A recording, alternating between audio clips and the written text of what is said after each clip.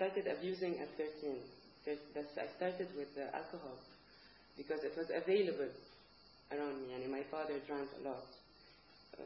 More or less, he was an alcoholic. I know I hate to admit it, especially in front of you, but he was. And my mother used to drink a lot.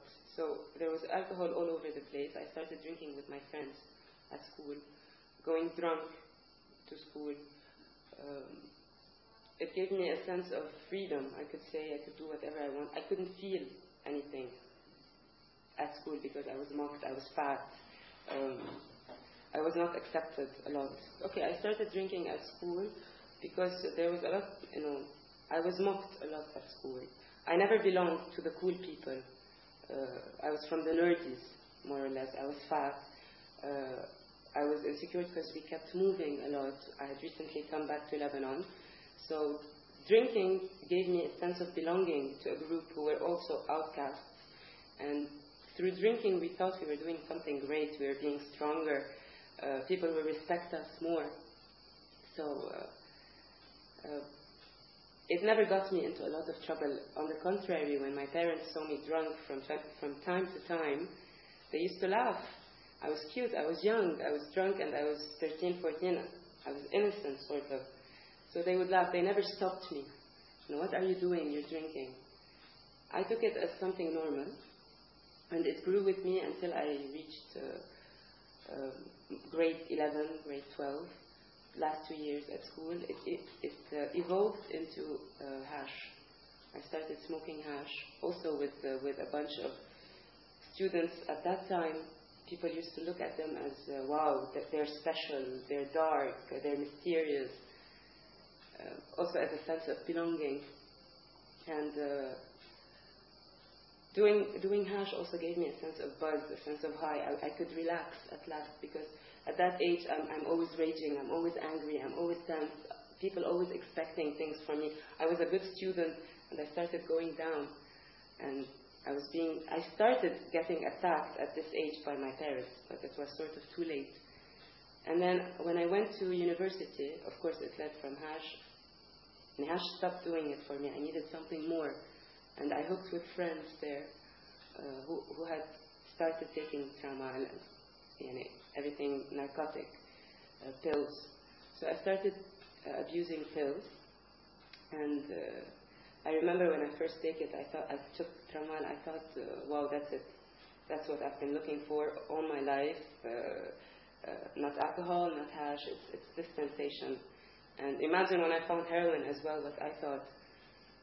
Even though some of my good friends, because I did have good friends, kept warning me, be careful, you will get hooked, be careful, this is something bad, be careful, but I never listened to them. And I remember at that age, I was living with my brother alone. My parents had moved back abroad. And I had a sense of freedom somehow, sense of independence. I was working. I thought, what the hell, I won't listen to anyone. I'm free, I'm mature, I'm working, I'm getting my own money. No one can tell me anything. Until the day I took almost 20 or 30 pills. I had an overdose of pills. My mother came from abroad. She sent me to a psychiatrist for the first time instead of dealing with the problem radically as we have. We had never heard of MNOR before. So I was very sneaky at that age. They thought that everything was going fine. I was talking to the psychiatrist. I was lying a lot to the psychiatrist. I was creating a world where I was the victim, and so that my parents would not bother me. The psychiatrist would not tell me to stop doing this and start doing that. In the end, I convinced my mother to give me the money so I can go alone to the psychiatrist. And taking this money, I started abusing again.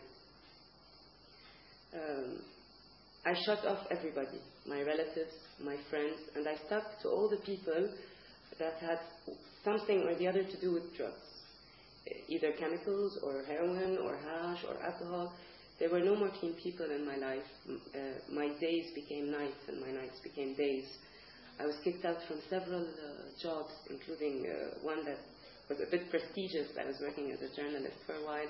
I was kicked out from any job I applied to. I started borrowing money from people. And when it was not enough and I couldn't return the money, I started stealing from my parents and from my relatives. I started visiting my grandmother, whom I'd stopped visiting for 2 years, to steal from her. And nobody liked me anymore. I knew that. And I thought, I don't care, because my drug friends, they liked me as I am, but they only liked what I gave them in return. My friend, the only one who stayed, she cared for me enough to stay. She followed me up all the time. She called me. She decided to tell my parents. And she did call my parents abroad, and she told them I had a problem.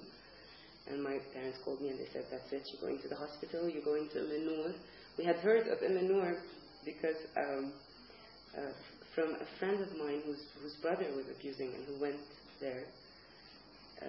And I remember I did a lot of convincing. I was good in talking, and I was telling him, yes, you should go. I always thought that I'm not hooked. I always thought I had no problem.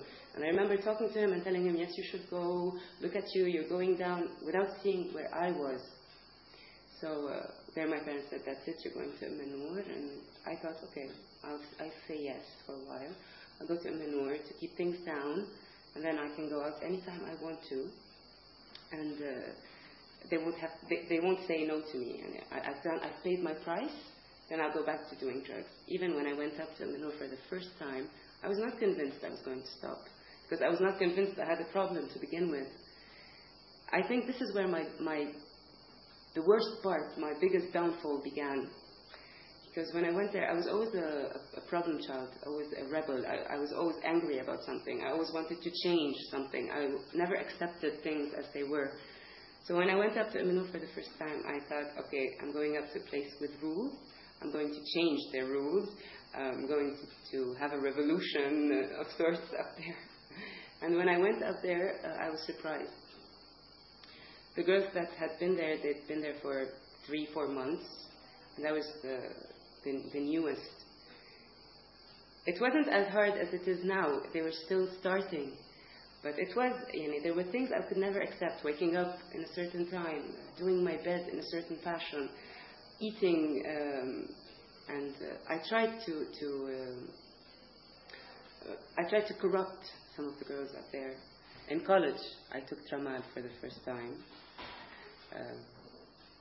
The sensation after hash and after alcohol was what I thought I wanted. It gave me security, it gave me strength, it gave me confidence, it gave me numbness, because I was insecure, I was afraid, I was lonely, I was stressed, and I thought that I could never show them unless I was under the effect of a narcotic like tramal or heroin. And I thought it was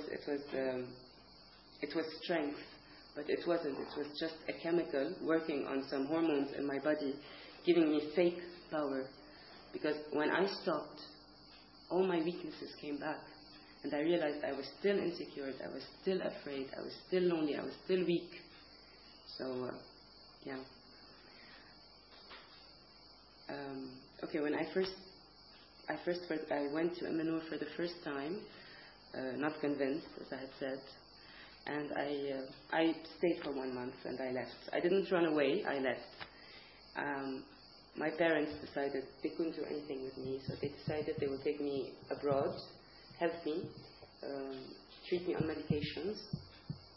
I stayed 3 months sober, but then I started abusing. I found someone that can supply me with drugs. And I went back to abusing. I remember I gained a lot of weight. I remember thinking about Umm all the time, because no matter what, something woke up, something flashed in my brain in that 1 month in Umm. But I never thought of going back. A friend of mine died of an overdose. And I had an overdose. And my parents discovered all over again. I was having troubles all over again. Again, the same cycle of working and getting kicked out, of sleeping all day long and waking all night long, feeling you're doing nothing with your life unless you're on drugs. So I decided I want to go back to Manur. I'll stay for a while, I'll pack my bags and go back out, and everything's going to be fine, but it never worked that way. I went back to Manur for the second time. They were skeptic about me, they didn't trust me. And they had the right to, because I was a person who knew only how to steal, to lie, to act. She couldn't say who she was. I ran away 4 or 5 times. They brought me back. I couldn't deal with how things went in Manur, telling you the reality in your face. I escaped again, and my parents just lost hope on me. Everybody lost hope on me, and they thought, this girl is crazy, she has a problem with her brains. Okay, we'll stick her in their studies. They stuck me in their study for 4 months. And there I realized, it was there that I said, that's it, I have to get out of my problem. I have to do something with my life, or I'll be spending it in their studies. Oh, my mother came to visit me, and she said, did you take your decision? And I said, yes, I'll go back to Manur for the 3rd time. They accepted me for the 3rd time, but I had a lot of conditions. I couldn't do any mistake this time, because it would be the last time. And I was a girl with principles. I was raised up on principles, like stealing is bad, lying is bad, helping other people is good.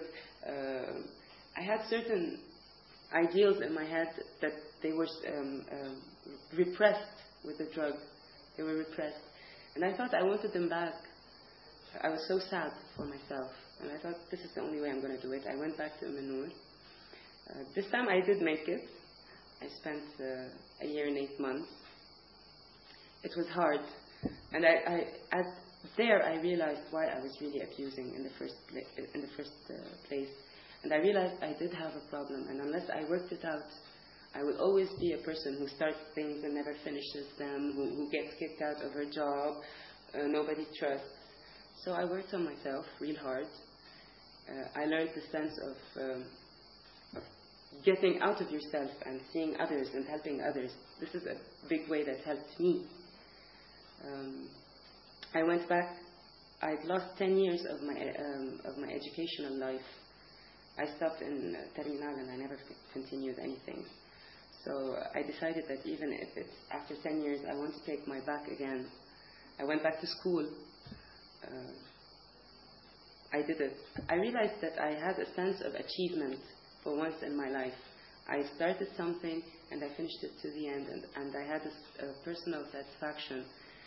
And for the first time, I see things around me clearly. Even if they were ugly, I don't care. Even if they're painful, I don't care. I see the trees, I smell the air, I'm sober. People started liking me, although I always thought I could never be loved or liked. People were giving me compliments all of a sudden. People had faith in me when I always thought I could never be anything. And life without drugs is hard. I'm talking as an addict. It is hard, but it is more satisfying. We're doing the effort, not having the easy way.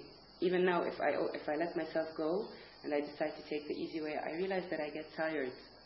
And I think of drugs and I go back to my past. So my life now is hard, but it's satisfying. And that's it.